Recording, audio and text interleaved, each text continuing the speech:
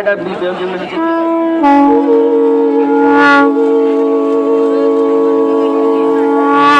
স্বামীজি মহারাজ আমাদের মধ্যে এসে গেছেন।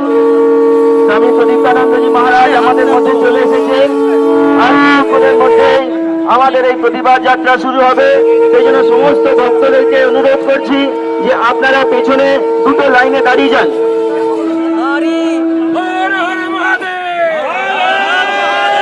সকল হিন্দুদের বলা হচ্ছে যারা যে ব্যানারের দায়িত্বে আছেন আপনারা পরপর ব্যানার আর ট্যাবলেট পিছনে চলে যান। সামনেরটা শুধুমাত্র সাধু সন্তরা থাকবে, সেই সাধু সন্তদের সামনেই তারা হাঁটবেন, বাকি কোনো গৃহস্থরা প্রথমে থাকবেন না, শুধুমাত্র সাধু সন্তরাই প্রথমে হাঁটবেন।